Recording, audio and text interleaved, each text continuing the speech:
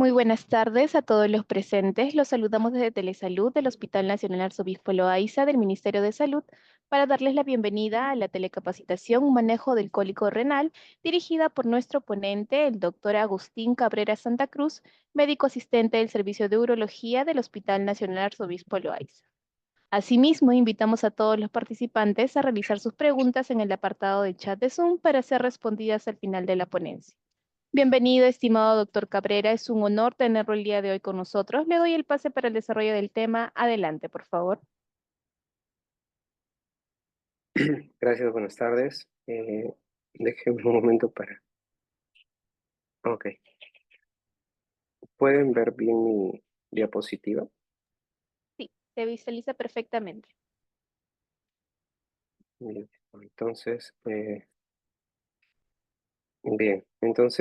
Bueno, buenas tardes con todos. Soy el doctor Cabrera, urólogo asistente del Hospital Loaiza, y voy a hablar hoy día un poco sobre el manejo del cólico renal o del cólico nefrítico, ¿no? Bueno, no tengo conflictos de interés. En primer lugar, la definición del cólico renal es un dolor agudo, súbito, de fuerte intensidad generalmente, que es generado por una obstrucción del tracto urinario, ¿no? Habitualmente, o digamos, más frecuentemente se produce por un cálculo que obstruye la salida de la orina, pero no necesariamente el cólico renal va a estar dado solo por la litiasis, ¿no?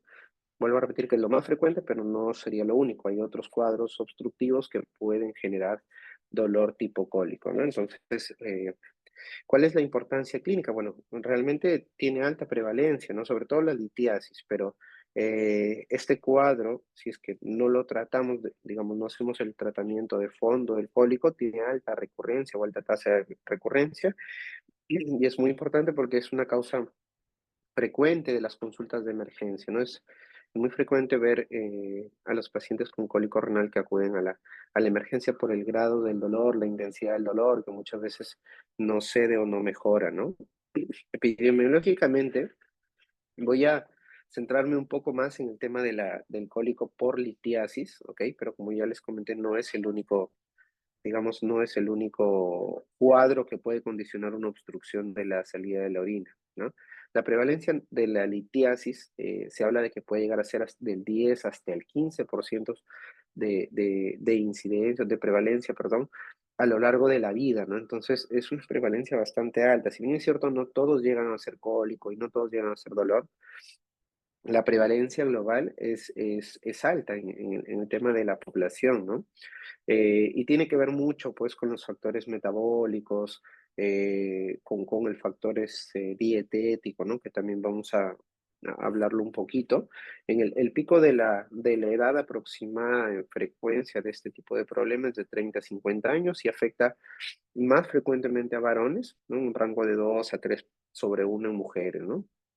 Ahora, como ya les comentaba, ¿no? Los factores de riesgo, sobre todo para litiasis, ¿no? Que son los principales, el principal factor de riesgo, digamos, para formar un cólico renal, es la historia familiar. Se sabe que los pacientes que tienen cálculos renales y tienen mucho que ver con factor de riesgo, sobre todo familiar, ¿no? Ahora, también se habla de que hay factores de riesgos adquiribles, que viene a ser la dieta rica en proteínas o en oxalatos, ¿no? ¿Dónde están los oxalatos? Pues en espinacas, en algunas verduras verdes, en los frutos secos, por ejemplo, gaseosas, sobre todo las gaseosas negras, en el café, en el té, ¿no? Entonces, la dieta rica en esos tipos de metabolitos va a hacer que uno tenga más riesgo de formar cálculos, ¿no? Y más aún si es que no nos hidratamos adecuadamente, o sea, si tenemos una deshidratación crónica, no nos hidratamos como debería ser, o vivimos en zonas muy cálidas y no consumimos suficiente líquido, pues estos metabolitos como los oxalatos van a estar más sobresaturados en nuestra vía urinaria y van a tener más tendencia para desarrollarse como cálculos renales, ¿no? El síndrome metabólico es bastante asociado a la obesidad, pacientes diabéticos, ¿no? Que tienen, por ejemplo, también enfermedades como gota, por ejemplo, ellos tienen mucho riesgo de formar cálculos como, por ejemplo, de ácido úrico, ¿no? Entonces, eh, estos pacientes tienen alto riesgo de que en algún punto de su vida estos cálculos que van formando obstruyan la salida de la orina, así como vemos en la imagen de la derecha. El problema principal es, o el cólico renal generalmente es producto de una movilización o de una obstrucción al flujo de la salida de la orina, ¿no? Entonces, eh, es importante saber o conocer los factores de riesgo. Ahora, ¿por qué se da el cólico renal, ¿no? ¿Por qué se genera? Bueno, la fisiopatología de este problema es la obstrucción del flujo urinario puede ser por cálculos, puede ser por tumores, puede ser por coágulos, puede ser por una obstrucción baja. A veces hay problemas bajos que generan obstrucción. Bajo me refiero a nivel de vejiga, por ejemplo, incluso próstata, que pueden generar una obstrucción a la salida de la orina y eso va a generar una dilatación y un aumento de la presión a nivel renal. Y lo que va a generar esto es una distensión de la cápsula renal y esto va a activar los nociceptores viscerales, ¿no? Entonces, no es que todos los pacientes con cálculos renales van a tener dolor tipo cólico. Realmente el dolor tipo cólico es un cuadro donde se activa todo este proceso que yo les he comentado, generalmente por obstrucción, dilatación, distensión de la cápsula, que va a generar un dolor a nivel de la activación de los nociceptores, ¿no? Entonces también existen unas contracciones ureterales que tenemos todos, ¿no? Estas contracciones ureterales o espasmos generan más dolor porque obviamente no hay un buen drenaje de la orina y esto también genera una activación de los nociceptores, ¿no? Y también va a activar al sistema simpático, entonces el paciente con cólico renal va a venir con taquicardia muchas veces, va a venir nauseoso, va a venir vomitando, va a venir diaforético también, ¿no? Por una activación del sistema simpático. Y todo esto es por lo que ya les he comentado acerca de la fisiopatología, ¿no? Importante, digamos, a nivel de la fisiopatología, saber o recalcar, ¿no? Que, bueno, no todos los pacientes con un cuadro de litiasis van a tener un cólico, ¿ok? Entonces, muchos pacientes que vienen, por ejemplo, a veces a la emergencia y se les pide algunos exámenes o lo vemos en consultorio y tienen cálculos, pero que son pequeños, que no obstruyen, no tienen dilatación de la vía urinaria y tienen dolor muchas veces de acuerdo a lo que podemos sospechar y al saber la fisiopatología podemos decir que probablemente ese dolor no sea de índole o no sea un cólico renal o no sea de índole urológico, ¿no?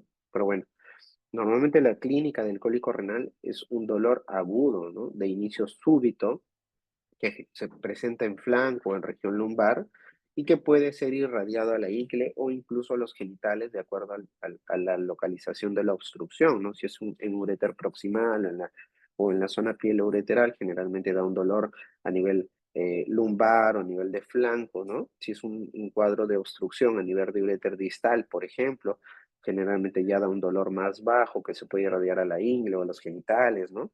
Entonces, esto también a veces nos va a orientar un poco sobre dónde podría estar el cuadro obstructivo, ¿no? Hay que recordar que este dolor es un dolor agudo, o sea, es un dolor que no tiene que ver con la movilización, no tiene que ver con la postura, ¿no? Porque con esto podemos nosotros más o menos diferenciar un dolor mecánico. Mecánico me refiero a un dolor neuromuscular o de columna, ¿no? Que se asocia mucho a la postura. O sea, el paciente dice, doctor, cuando me levanto me duele la espalda, me duele el riñón, muchos dicen, ¿no? Entonces, hay que intentar diferenciarlo también con la clínica, ¿no? El cólico renal realmente se ha descrito que es uno de los dolores más fuertes que puede atravesar un ser humano, ¿no? Entonces, hay que tener en cuenta la evaluación visual también aguda del dolor, ¿no? Si es un paciente que viene con un dolor 10 de 10, 9 de 10, que fue súbito, agudo, pues muy probablemente estemos ante un posible cólico renal, ¿no? Como ya había explicado, por la activación del sistema simpático, el paciente puede tener náuseas, puede tener vómitos, puede tener hematuria también, que puede ser microscópica o macroscópica. ¿Y esto por qué? Cuando es por cálculos, por ejemplo, es porque el cálculo migra sobre la vía urinaria y va generando una lesión endotelial pequeña, ¿no? Pero en algunos casos esto puede conllevar a que haya un sangrado que puede ser microscópico o también puede ser macroscópico, ¿no?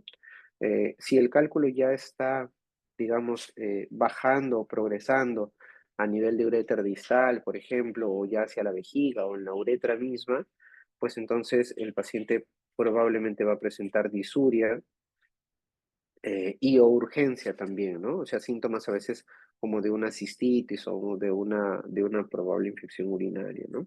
Entonces, ahora, si es que este cálculo, que puede ser secundario a una infección o el cálculo en sí puede generar una obstrucción, una éstasis de la orina, puede hacer que genere una infección urinaria, ¿no? Puede ser baja, puede ser alta también, una pielonefritis obstructiva, entonces el paciente también puede venir con fiebre, ¿no? Un cuadro febril, ¿no? Entonces hay que sospechar también en una posible obstrucción o un cólico renal. Si el paciente también viene con fiebre, podemos pensar que es una sobreagregación, una pielonefritis obstructiva, por ejemplo, ¿no? Entonces, disculpen. Mm, ya. Bien, entonces, ¿cómo hacemos el diagnóstico del cólico renal? Pues realmente, primero es la clínica, ¿no? Como ya había conversado, o hablado, pues la clínica nos va a describir bastante bien más o menos un paciente con cólico renal, un paciente con dolor en flanco, en fosa lumbar, ¿no? Cólico brusco, agudo, súbito, con náuseas y vómitos generalmente, ¿no? Que no se asocia mucho a la postura o a veces no mejora con la postura tampoco, ¿no? Entonces, tenemos un paciente, por ejemplo, que tenemos sospecha de cólico renal, que es lo que deberíamos solicitar para apoyarnos como un apoyo diagnóstico, pues nosotros tenemos que solicitar un examen de orina, que es un examen, primero en la emergencia, por ejemplo, un examen de orina completo, ¿no? Un examen de función renal, porque muchos pacientes con cólico renal podrían tener una elevación de la creatinina, a pesar de que el otro riñón funciona, igual ellos, algunos pueden generar una uropatía obstructiva, una azoemia, ¿no? O una enfermedad renal aguda también, ¿no? Ahora, si son pacientes, por ejemplo, monorrenos, pues con muchísima mayor razón tenemos que pedirle un examen de función renal, o si es que sospechamos que hay una obstrucción bilateral, que también a veces pasa, o sea, a veces hay pacientes que tienen obstrucción, un cólico renal bilateral, eso es una emergencia muy importante porque el paciente puede llegar incluso en anuria y puede tener requerimiento incluso a veces de hemodiálisis, ¿no? Entonces, los laboratorios principales, pues su hemograma, ¿no? Para ver si es que tiene algún signo de infección o inflamación, ¿no? Básicamente, en el tema laboratorial eso, no podemos pedirle PCR también, ¿no? Para ver si tiene un cuadro infeccioso agregado. Y en el tema de las imágenes, realmente el examen Gold estándar es la urotomografía sin contraste, ¿ok? Para el tema de cólico renal, si sospechamos que es por un cálculo que generalmente está localizado en la vía urinaria, muchas veces ya en el uréter, entonces sabemos que la ecografía a ese nivel no va a tener una buena sensibilidad. Normalmente la sensibilidad de la ecografía en uréter es muy baja, es menos del 40%, y en riñón también es baja. En cálculos renales la sensibilidad es menos del 50% para la ecografía, ¿no? Entonces, pero sin embargo, sí nos va a ayudar, porque de repente a veces no tenemos la tomografía a la mano, no va a salir tan rápido, nos va a ayudar ¿para qué? Para ver signos indirectos de obstrucción, por ejemplo, una hidronefrosis. Nos encontramos un paciente con un dolor tipo cólico renal y en la ecografía vemos que hay hidronefrosis, pues entonces ahí tenemos más posibilidad de que el paciente tenga un cuadro obstructivo, ¿no? Entonces eso nos orientaría más, ¿no? Entonces, la tomografía sin contraste es el gold estándar para el diagnóstico de litiasis o cólico renal por litiasis, ¿no? Ya sea en cualquier zona de la vía urinaria, porque tiene una sensibilidad más alta, más del 98%, entonces prácticamente no se le escapa casi ningún cálculo, ¿no? Sin embargo, en gestantes que vienen con cólico renal, pues el primer, digamos, de primera intención no se debe pedir tomografía, se debe pedir ecografía, ¿no? Que es el examen indicado para las pacientes gestantes. Como segunda línea sería la resonancia magnética. Y como tercera línea, en caso ya muy necesario, se puede pedir una tomografía no contrastada con protocolo de baja dosis, recomendado en pacientes que están a partir del segundo trimestre. Sería la recomendación como tercera línea, ¿ok? En el tema de tomografía para gestantes, ¿ok? Claro que lo ideal en gestantes para el manejo del cólico es solo paracetamol y pues tratar de ser lo menos invasivos posible. y tratar de que el manejo sea lo más conservador posible también, ¿no? Entonces, pero si no, ¿qué ha pasado? A veces hay pacientes que tienen cólicos refractarios, pielonefritis obstructivas, se puede tratar, sí, ya un poco más de manera invasiva y se pueden pedir algunos exámenes tomando en consideración y siempre conversando con los pacientes, ¿no? Ahora, la radiografía simple de aparato urinario, por ejemplo, también podríamos utilizarla, que es bastante útil, es rápida, ¿no? Pero básicamente nos va a ayudar en cálculos radiopacos, ¿no? Nos va a ayudar, digamos que la radiografía más la ecografía se podrían sumar para darnos un poquito de aumento de la sensibilidad para diagnóstico, pero si está en nuestra posibilidad ante una alta sospecha de cólico, pues lo ideal sería tomar una tomografía no contrastada, ¿ok? Por ejemplo, acá, en la imagen de la izquierda vemos un paciente con un riñón derecho bastante dilatado, ¿no? Parece incluso con signos de alguna pionefrosis y tiene un cálculo en el uréter proximal bastante grande, ¿no? Entonces, de hecho, probablemente el paciente pueda tener cólicos repetitivamente, porque este cálculo probablemente se ha formado ya y está mucho tiempo ahí, pero vemos como la tomografía es un buen examen para el diagnóstico, para ver dónde están localizadas los cálculos exactamente para luego poder nosotros definir el manejo quirúrgico que podría necesitar, ver el tamaño también y también podemos ver la densidad en la tomografía, ¿no? Entonces, todo eso son parámetros que nosotros tomamos para poder definir el manejo definitivo del cálculo, ¿no? O ver si es que, por ejemplo, el paciente incluso podría tener chance de expulsarlo por su propia cuenta, ¿no? Obviamente este cálculo de acá, que debe medir más de 1 centímetro, pues lo más probable es que no se pueda eliminar, ¿no? Sabiendo que el uréter tiene un diámetro aproximado de 3 a 4 milímetros, ¿no? Entonces, la posibilidad de ser expulsado por su propia cuenta es muy, muy, muy baja, ¿no? Y acá vemos una radiografía simple que también nos puede dar imágenes de cálculos, o sea, podemos ver más o menos dónde están los cálculos de la vía urinaria, pero teniendo en consideración que los cálculos que ve la radiografía son cálculos radiopacos, ¿no? Que son generalmente de oxalato, sobre todo, o de calcio, oxalato de calcio, de fosfato de calcio, pero, por ejemplo, cálculos de ácido úrico no se logran ver con radiografía, cálculos de infección o de estrubita también tienen baja densidad, entonces esos cálculos no nos va a ayudar mucho la radiografía simple de aparato urinario. Bien, entonces, ¿cuáles son los diagnósticos diferenciales? Bueno, si viene un paciente con un cálculo ureteral distal derecho, va a tener dolor a veces en la fosa ilíaca derecha, entonces hay que descartar apendicitis, ¿no? Si son pacientes jóvenes todavía, ¿no? Con más razón aún, ¿no? Entonces, diverticulitis, torsión ovárica en las mujeres, embarazo ectópico. Hay que sospechar de pielonefritis, porque la pielonefritis también genera dolor, ¿no? Es una infección, pero con dolor en la parte lumbar, fiebre, ¿no? Un aneurisma aórtico, una lumbalgia no visceral, que es lo que yo les comentaba, ¿no? Hay pacientes que muchas veces se confunde con mucha frecuencia la lumbalgia con el tema del cólico, ¿no? Normalmente la lumbalgia no llega a ser tan, digamos, de esa característica tan aguda, tan brusca y tan súbita y tan fuerte, ¿no? Como una lumbalgia, ¿no? La lumbalgia es más crónica, es un paciente que va y viene el dolor, ¿no? Pero bueno, igual entra en el diagnóstico diferencial de todas maneras. Entonces, ¿cómo vamos a manejar el cólico renal? Como habíamos visto, se produce una cascada de inflamación a nivel de gracias a la obstrucción, ¿no? De la vía urinaria. Entonces, el manejo analgésico, digamos, inicial o lo recomendado, no es solo analgésicos como tal, no es solo paracetamol, no es solo metamizol, digamos, ¿no? Sino lo ideal es usar un antiinflamatorio no esteroideo, porque eso también reduce digamos, la progresión del mismo proceso inflamatorio que se está generando, ¿no? Entonces, lo recomendable es usar AINES como el diclofenaco, ketorolaco, ketoprofeno, etcétera. Si es muy fuerte, obviamente, y el paciente tiene intolerancia, náusea, vómito, debería ser endovenoso, ¿no? Ahora, los opioides también entran como manejo, si es que, como todas las escalas de manejo de dolor, ¿no?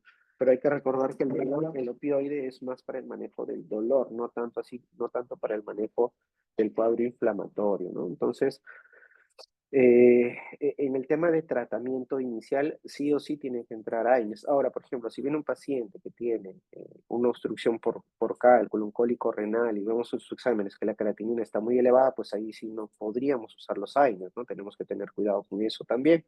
Ahí de preferencia podría ir paracetamol, opioides, ¿no? Por ejemplo. Ahora, respecto a la hidratación, esto es un tema bastante bastante importante porque, bueno, uno pensaría, bueno, tengo un cólico por un cálculo, voy a tomar agua para eliminarlo, ¿no? Pero si estás con el cólico y estás obstruido, estás con dolor, lo recomendable es usar una hidratación moderada, digamos, sin deshidratar al paciente, pero sin sobrehidratar, porque si no vamos a generar una mayor distensión del riñón y el paciente al final va a tener más dolor. Muchos pacientes con cólico toman agua y les da más dolor, ¿no? Entonces es bastante lógico eso. Entonces la hidratación debe ser una hidratación para mantener al paciente hidratado, pero con un requerimiento mínimo, incluso diría yo, ¿no? Que viene a ser más o menos 30 cc por kilo hora, ¿no? Entonces, más o menos es así el tema de la hidratación. Y los antiméticos, obviamente, si el paciente está con náuseas o vómitos, ayudarle con antiméticos. Si no puede comer, le podemos dar este protector fluido de la bomba, ¿no? Eh, pero básicamente lo que quiero que recordemos es el manejo analgésico, o sea, manejo del dolor o del cólico en sí, lo principal son los AINES, ¿no? Entonces, también le podemos dar tratamiento expulsivo si es que es un cólico renal por un cálculo urinario distal, sobre todo de uréter distal. Idealmente se recomienda usar alfa-1 bloqueantes, que viene a ser la tansulosina, que es lo que tenemos en el hospital, más AINES, ¿no? Eso viene a ser el tratamiento expulsivo. Ahora, ¿en quiénes va a responder mejor o en quiénes va a ser más efectivo el tratamiento expulsivo? En pacientes que tienen cálculos ureterales distales, ¿no? Idealmente menores a 5 milímetros, ellos tienen alta chance de poder eliminar los cálculos. Y obviamente a mayor tamaño, menor va a ser el porcentaje de eliminación. Normalmente cuando son cálculos menores de 5 milímetros, tienen una chance mayor del 70%, pues mientras va aumentando el tamaño del cálculo, el porcentaje va a ir disminuyendo y también va a ir disminuyendo de acuerdo a la localización. Si es un cálculo que está localizado arriba en la unión urétero-piélica, entonces ahí pues la posibilidad de eliminarla llega normalmente a menos del 40% aproximadamente, ¿no? Entonces hay que definir bien eso. ¿Y cómo vamos a definir eso? Con la tomografía, ¿no? Ahí la ecografía no nos va a ser muy útil, por ejemplo, ¿no? Ahora, ¿cuándo es que nosotros vamos, digamos, ya damos el tratamiento con AINES, con manejo expulsivo en el momento, ¿no? Digamos, y el paciente le calma el dolor, le maneja el dolor, está tranquilo, estable, pues en ese momento podríamos manejarlo conservadoramente hasta poder hacer el tratamiento definitivo, ¿no? Si es que es un cálculo pequeño, se le puede dar chance. ¿Cuánto tiempo normalmente se le debería dar chance? Se le debe dar chance según las guías, hablan de que debe ser de 2 a 6 semanas. Idealmente, eh, idealmente debería darse chance 2 semanas y si el cálculo no es eliminado, ya pensar en un tratamiento quirúrgico si es que el paciente está totalmente estable y asintomático, ¿no? Eh, también podríamos esperar un poco más, sí, realmente se puede, ¿no? Pero se sabe, según algunos estudios, que a partir de las 4 semanas, ya el riñón que está obstruido empieza a tener cambios irreversibles, ¿no? O sea, empieza a tener lesiones irreversibles. Por eso es que el tiempo actualmente está como que cambiando un poco y se recomienda, si es que hacemos tratamiento expulsivo, recomendación, hacerlo idealmente en un tiempo de 2 semanas más o menos, ¿ok? Ahora, ¿cuándo es que nosotros hacemos intervenciones urgentemente? Pues la intervención urgente es si el paciente tiene fiebre, en este caso, si tiene fiebre, cólico renal y tiene además de la fiebre y del cólico renal,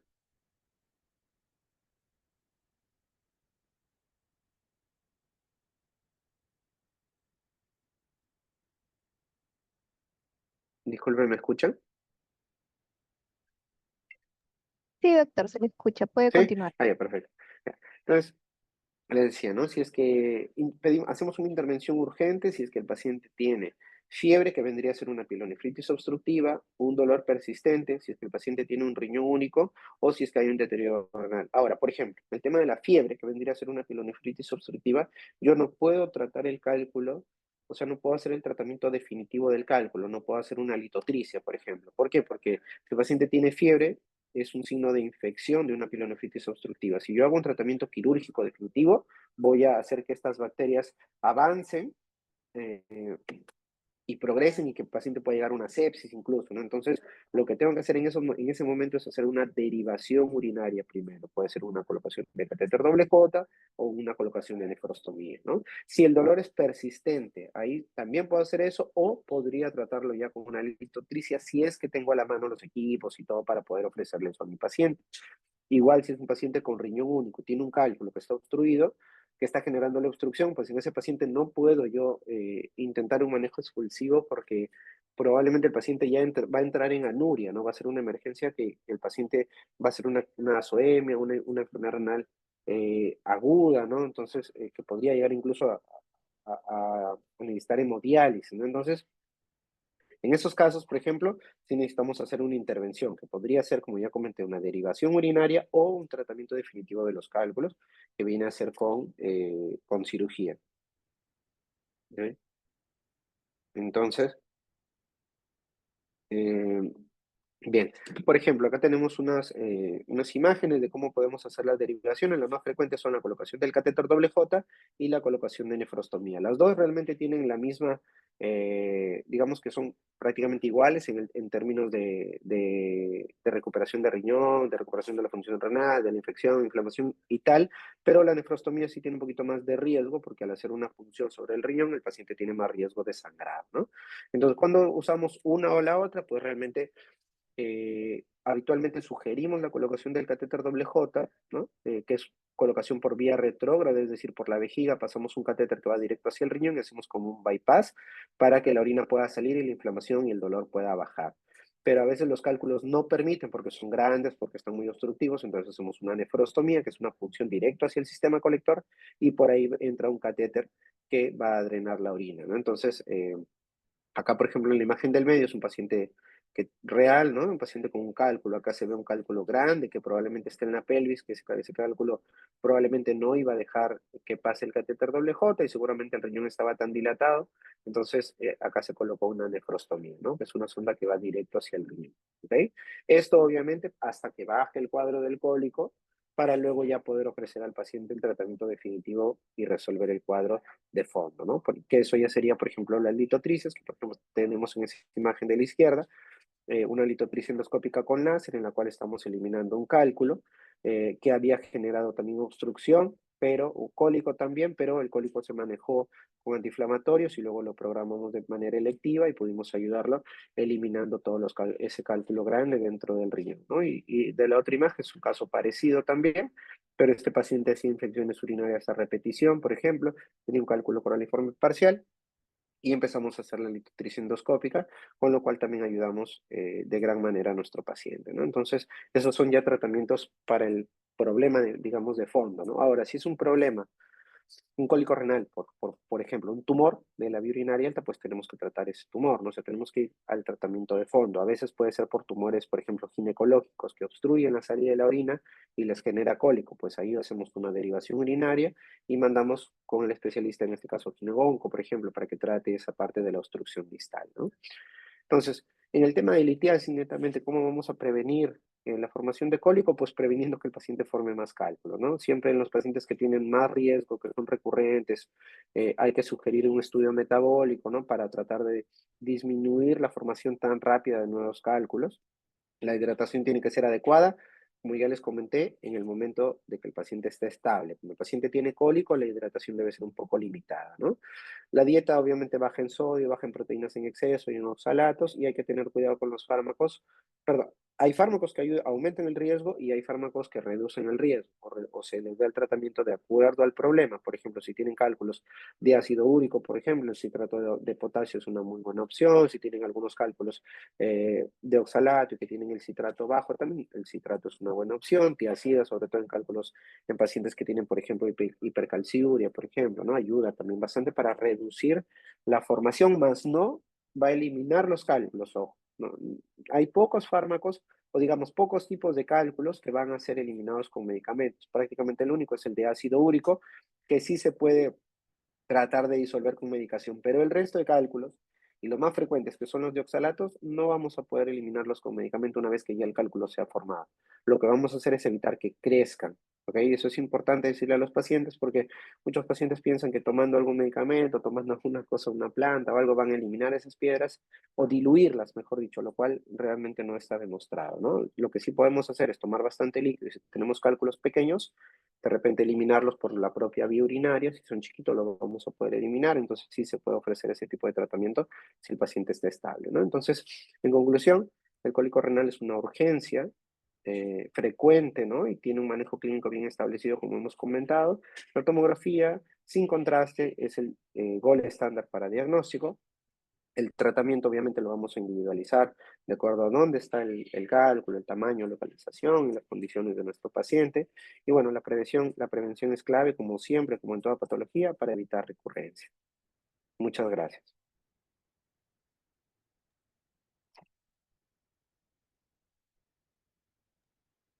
Muchas gracias, doctor. Su ponencia ha sido muy clara. No tenemos preguntas por el momento. Hasta una siguiente oportunidad. Muchas gracias, doctor Cabrera. Gracias a usted, hasta luego.